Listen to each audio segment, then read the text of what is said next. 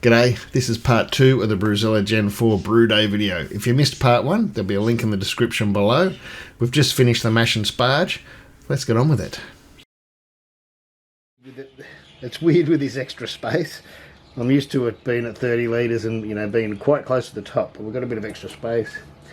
We're about there. Yeah, we're right on 30 litres.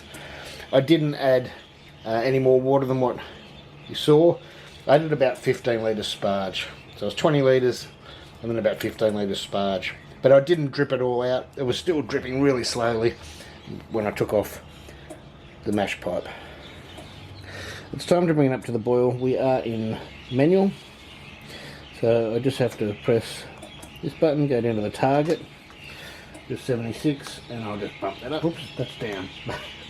Bump that up. Oh. I thought it used to go to HH or something on the new ones, but apparently it doesn't, so I'll just hit that up at 115. And I've got full power. So right now, I could leave this on, I don't have to take this off just yet. But I'm going to, because I'm going to use a Whirlpool arm. If you don't have a Whirlpool arm, you can just stir it. Just give it a good stir for about 15-20 seconds, but we can talk about that when we get there. I'm just going to put it in now. Or we just used to do a steep in the old days. Throw them in with like 10 seconds to go so they all break up, and then just turn it off and let them steep. You'll still get a good beer. I did use firm cap in this to stop the boil over. If you don't use firm cap, you can use a spray bottle full of water and just spray the foam down, or you can control the elements, turn the elements right down as soon as you see the foam coming up. I'll leave a link in the description for some firm cap. Right, now we're boiling. I will take a sample for a pre-boil reading. Meanwhile, I'll throw in my 10 grams of Magnum and start the timer. So now I've got the filtered sample. I filled up the syringe with filtered sample. It's still hot, and I've got some ice water. I'll put a rubber tip on, stop the sample getting contaminated by water. And that'll only take a minute or two, if that, to cool down. Alright, let's take the pre-boil reading. If you haven't seen this, it's an Easy Den's density meter by Anton Parr. I've done a video on it. And if you're watching this before the 31st of May, you can get 10% off them using a code HBN10, Homebrew Network, but it's HBN capitals 10. But yell out, send me a message and I'll let you know. And measure, and we are 10:46. There is about 15 minutes left to go of the boil, and I'm going to add some Whirlpool, and some yeast nutrient. Again, you don't want too much. You just put in what is recommended. You don't want to overdo it. As you can tell, it's getting dark and the boil kettle's just there, so there's a bit of steam. Today I am going to use an immersion chiller, which you do get with them. Make sure you stretch them right out, because they'll come compressed, and stretch them out as much as you can. I have got a video about adding these fittings. These fittings here you'll find in Bunnings. These ones here you'll have to get from Kegland. They're only a couple of bucks each. Or sometimes when I did use an immersion chiller, I used to have a little piece of hose go into a hose fitting, and I'd have to clamp it on, and it was just a pain. So it really is worth fitting these up properly, and I do have a whole video on that. Now they're very dangerous if you've used them before, or you've leak tested and there's any sort of little water in there. When you throw it in the hot wort, that water or liquid in there will just instantly turn to steam, and it will shoot out here. So if you happen to be standing on the side where that's shooting out, or your child or somebody is anywhere near it, and you've just pushed that into the hot wort, you will get hot steam shooting out of there, and it will burn you, and it's not very nice. It's really dangerous. So I know this one is bone dry because I haven't used it for a very long time. I'd prefer to use a counterflow or a plate chiller. Plate chiller is my favourite. Counterflow if you're feeling a little bit lazy. But today I'll use this because this is what comes, with the vessel. The reason I don't like them, they use a hell of a lot of water. And the other reason I don't like them is the best way to get them to work is to move them in the work, and at that same time you're moving him, you're trying to do a whirlpool or trying to do a tube cone, trying to let everything settle out. I've just had Whirlpool. You want everything to settle out to the bottom.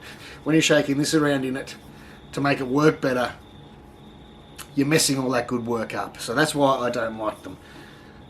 And plus, when in Australia, when you know, the water even tonight is probably 20 degrees. You know, in summer it can be 25, 30 degrees, and you'll never chill your work down. You know, very low when you're trying to do it with hot water like that. But we're going to use it. It'll be okay. Especially if you've got a ferment fridge, I can chill it down. I'll probably only get it down to about 30 degrees, and then I'll stick it in the fermenter and put it in the ferment fridge and get it down to, you know, low 20s before I add the yeast. Now we're about 10 minutes before the end of the boil. I'll put it in now so it sanitizes. It's not going to take that long, and this is clean anyway, but we'll do it.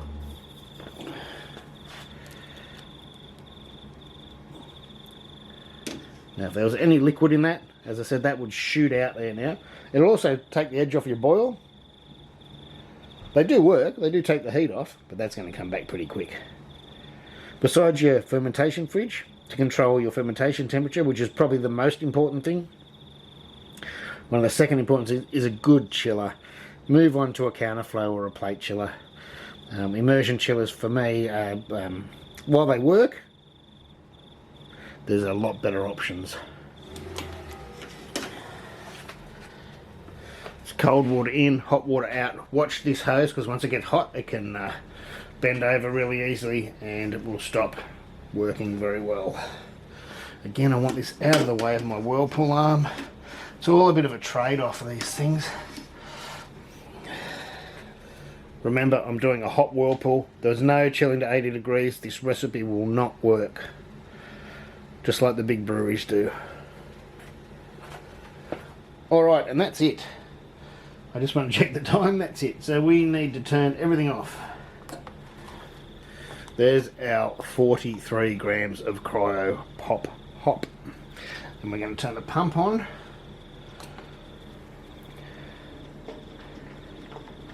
Get a Whirlpool happening, mess it up. See, it was all clearing really well then. But why is it bubbling like that? This must be in the way.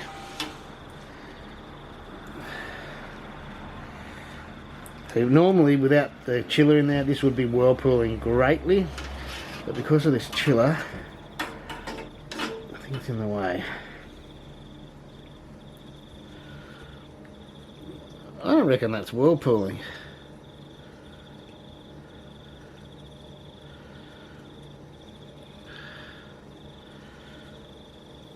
I'm going to put the hops in anyway. Spread them out. Oh, something happened then. Did it?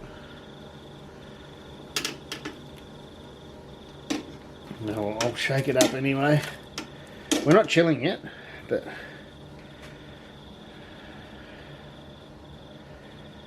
there is something spinning around.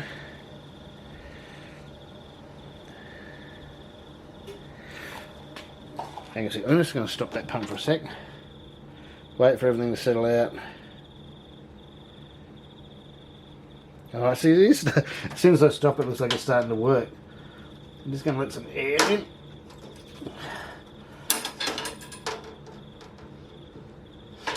Put it back in.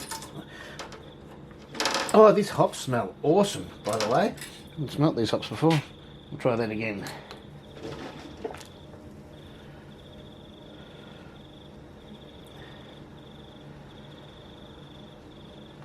Ah, that's better. Now we're going. There we go. There we go. As with the Grainfather, or as with all magnetic dry pumps, you just got to be careful. Sometimes they'll get an air bubble in and they'll just stop working. But they're not hard, as you just sort of fix.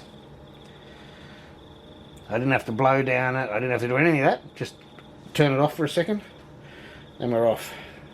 Awesome. Right, now this is a 10-minute Whirlpool, but what I'll do is I'll go for 5 and then I'll let 5 minutes settle down. That'll help it cool down, although I'm probably going to ruin it with this chiller. I'm going to try not to move the chiller. I'm going to try to just leave it there and chill it down enough and get it in the fermenter and stick it in the ferment fridge. So I'm going to stop the pump, give it another 5 minutes, hopefully it'll settle out a bit. Alright, that's another 5 minutes. So it's been about 10 minutes since the end of the boil. I probably could leave it another minute or two, but you can see how it's sort of clearing. I mean, there is stuff coming up because of the hot elements, which is just something you need to deal with in a single vessel. But let's go and turn the cooling on. But what I'm going to do just now, while it's cooling, it's actually cooling a lot faster than it looks like on here. Oh, I really need to stir it, but I don't want to mess it up. I don't want to mess it up. It's that payoff thing. Do you rush the cooling or do you let it settle out? Now it's kind of a good spoon because it's not going to go right down to the bottom. But even just a little, see I mix it up, see? That's the problem. That'll make a huge difference to the cooling. You'll probably notice if I went right down to the bottom.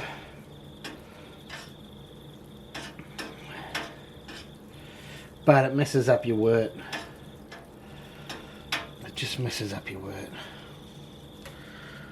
The other way is to go up and down, but again, it just messes everything up. Try and do it gently, but it doesn't seem to matter. I really don't like them. As I said, they work though. Don't be discouraged if it's all you got, because they will work. Just so slow. So it's still about 50 degrees, and this has been going, I don't know how long now.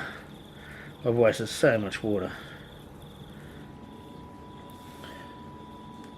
Perfect. I was a little bit worried, but we only got, it's a bit weird, we only got 4 points boil off.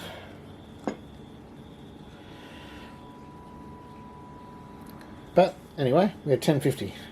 That's good. Happy with that. Actually means I was more on the ball than I thought. Alright, we're back to here. It's still looking a bit gunky. And there is saying, yeah, 30, 37. Still, I've wasted so much water. It's just getting embarrassing now with water. This is not just this system, this is all systems when you're using immersion chillers, unless you're shaking them around. But as you saw, it's going to shake up the mess which you're trying to get out. You spend all, you know, you put your Wurf lock in. There's a cold break, look.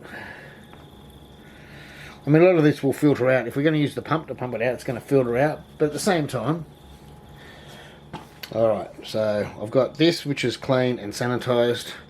It was used for the hot water before the brew. I took it out when I swapped this over. I've just sprayed some alcohol sanitizer through it just to make sure, but it's going to be fine. Take that out. Try not to mess things up too much.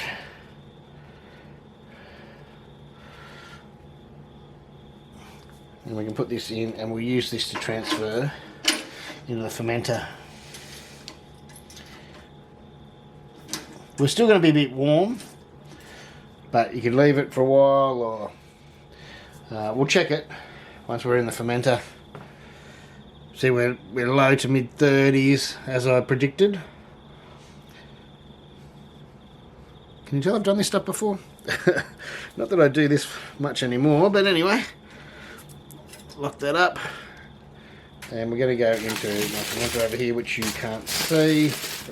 Now, of course, you do not need a stainless steel conical like I'm using. It could be just a normal plastic bucket fermenter, or anything you got, really.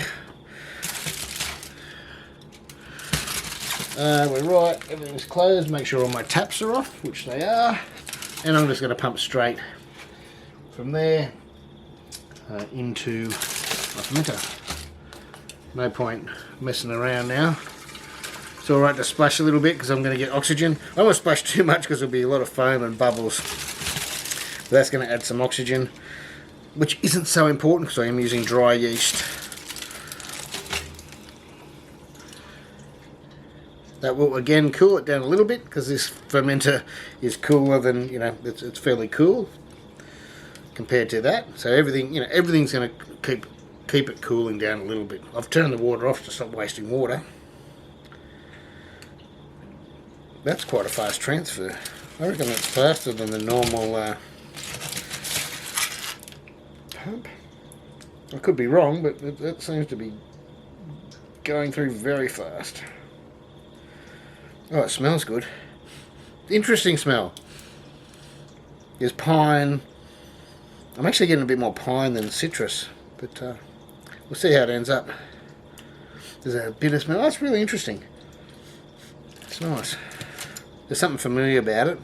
Now, sometimes it's good to like slow down as you get near the bottom, because I've learnt from the G40 to, or even, it doesn't even matter if it's not one of the centre ones. If you slow it down at the end, it'll stop sort of vortexing, and that'll happen whether it's in the centre drain or a side drain. So you just sort of slow it down near the end, so you're not just making a big, you know, suck hole. Did I just say suck hole? I think I did. Oh yeah, see there's 25 litres. I reckon we are over 23. We're pushing up towards 24. We're under 24. So we've easily got our 6 gallons. We are a little warm. Now we're 30 degrees, 31 degrees, so we're still a bit warm. I'm going to throw the tilt in.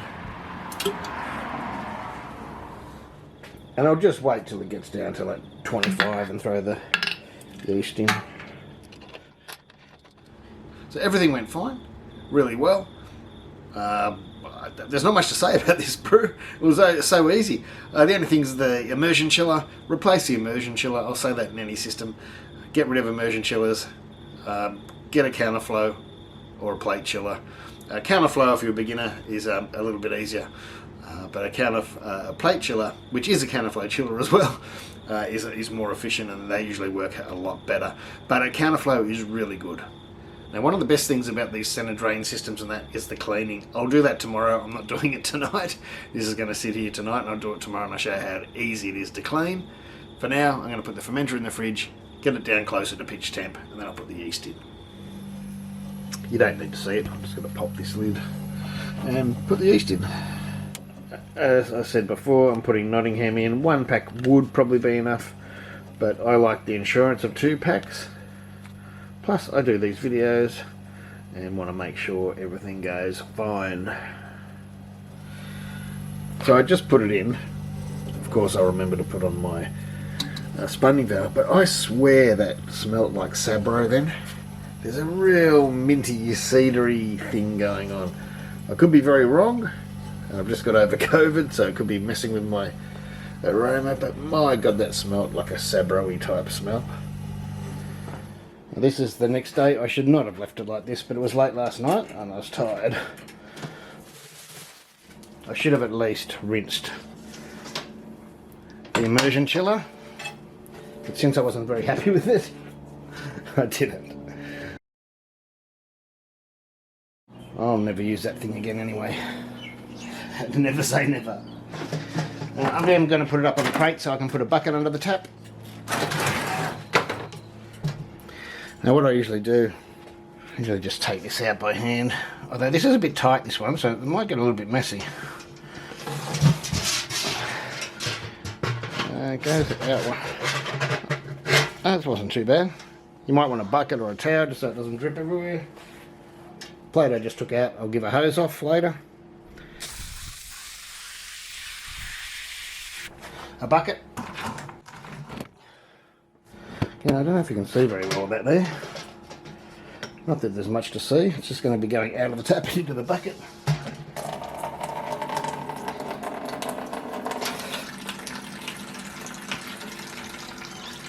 There we go, drains out. Simple. Just got a sponge. It's a bit drier now than normal. Usually straight after a brew it's not all dry hard like that. But still doesn't take much. Oh, I need to wet that down.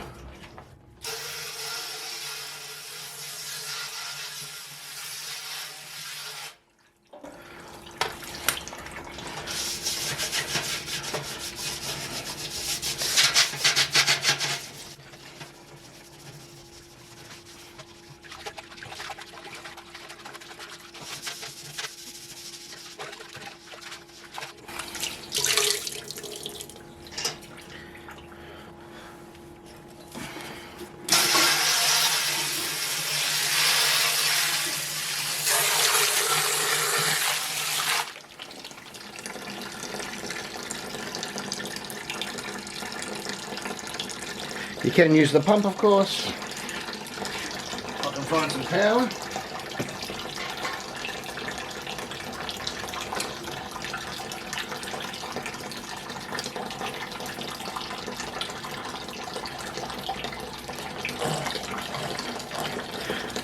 Close the top off, press the pump.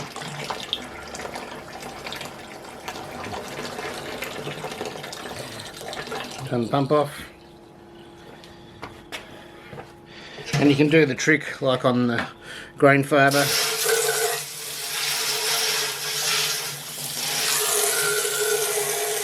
I don't need that much water, but you can put like the mash paddle over there and that'll stop, or help to stop the vortex it can make. It's not perfect, but it helps a lot. You can use the pump then.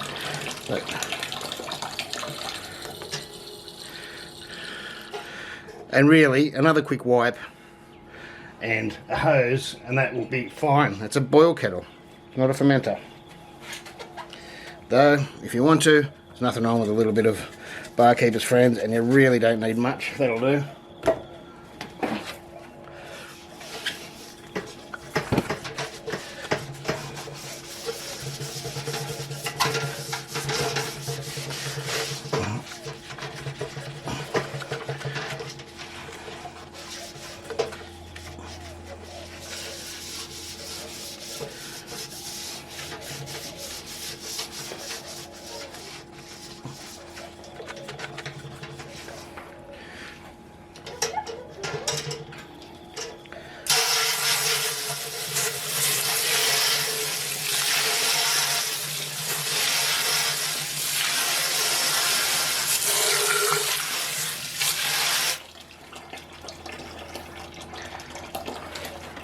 Again, you can use gravity or you can use the pump.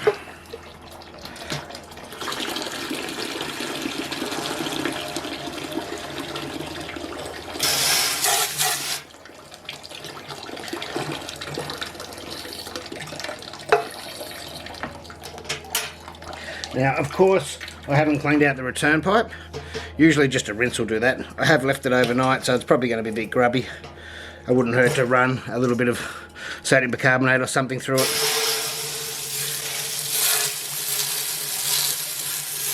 I'll just shut the tap off for a second.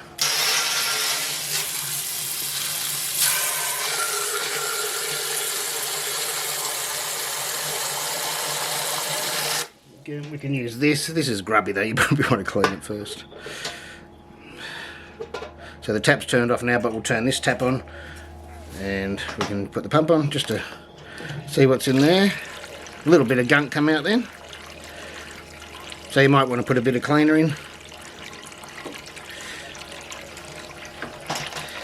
Of course you can heat that water up as well. Tiniest amount of cleaner, probably too much.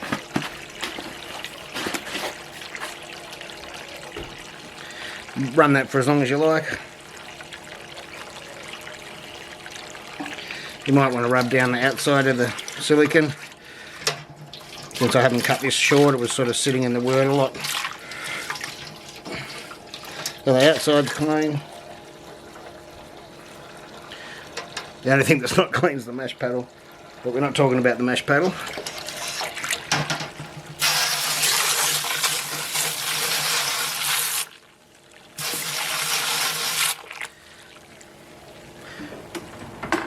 Alright, can do that now.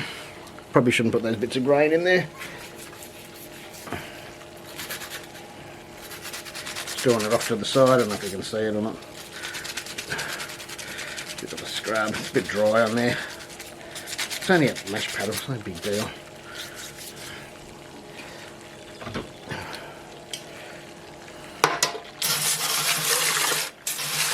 Yeah, now the mash paddle's clean as well. Now the inside of the recirc, you can play with the tap a bit, you get a little bit of soap in there and run it through the bottom tap a little bit. And we can turn this off up here and open the bottom tap, pump all that out. As I said, this is probably more than I'd normally go to. I wouldn't have probably used this second batch of soap, I just would have heat up some water and rinse through the pump. But that's up to you.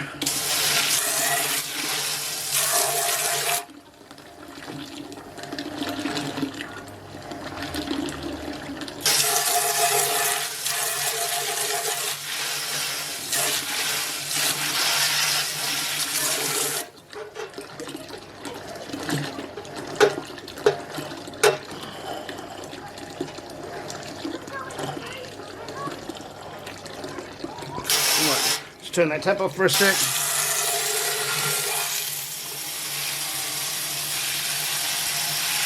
Just pump a bit of clean water again through that pump. Give it a rinse. And that's it. Seriously. Turn that off, put it back through the pump.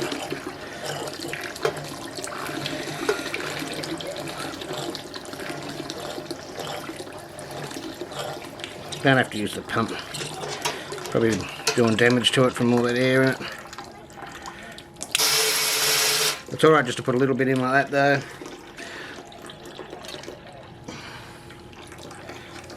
Just wait till that gets right down. Might be hard to see. There you go, all the liquid's down in the pump. Then just pulse the pump.